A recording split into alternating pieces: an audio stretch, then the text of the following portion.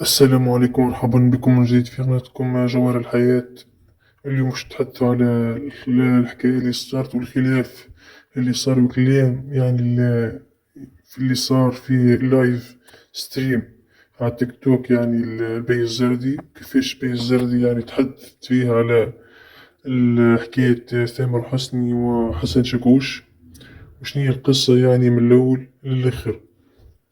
بي الزردي انتقدت مهرجان قرطاج، يعني وانتقدت المهرجانات اللي قاعدة صايرة بملايين بالملايين، وتجيبوا فنانين يعني بالملايين كيما ثامر حسني، كيما حسن شاكوش يعني والفنان المصري.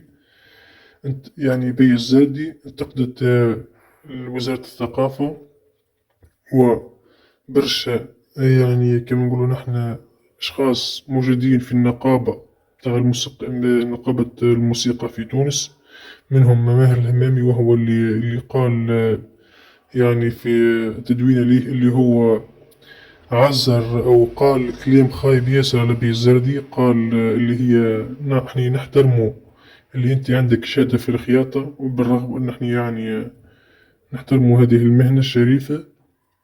وقال اني بي الزردي كانت تخدم خياطة يعني، وقال يعني كشف يعني بالتدوين متاعه شنو هي المهنة اللي كانت تخدم فيها بي الزردي في السابق.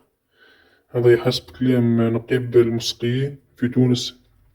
بي الزردي ما عجبهاش الحال وما عجبهاش الوضع اللي قاعد صاير، خاطر قاعد وزارة الثقافة يعني تصرف برشا فلوس، برشا فلوس على الفنانين اللي تجيب فيهم من برا، كيما ثامر حسني، كيما وائل كفوري، كيما حسن شاكوش، برشا فنانين، يعني دون ما غير ما يدخلوا حتى فرنك يعني لوزارة الثقافة ولا حتى لتونس. يعني هذا حسب كلام نقيب الفنانين، حسب كلام عفوا بي الزردي.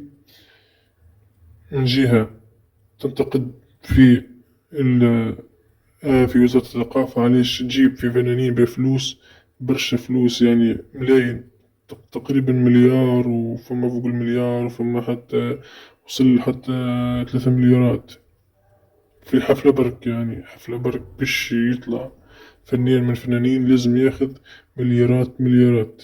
كما نقولوا نحنا الفلوس قاعدين نطيشوا فيها في الهواء. هذا حسب كلام بي الزردي. وعلاش يعني احنا ديما نقصروا من الفنانين التونسي، وديما نطيحوا في الفنان التونسي، ما نحبوش الخير لبعضنا. اش خلى ان احنا نجيبوا في فنان اجنبي، فنان من لبنان ومن مصر ومن غيره، باش يحيي حفلات في تونس. ولازمنا كشعب نتعلموا ثقافة المقاطعة على الفنانين هذوما، خاطر الدولة التونسية يعني قاعدة تصرف فلوس زرقاء عليهم. لازمنا يعني نعملوا مقاطعة باش الشي هذا ما يتكرر.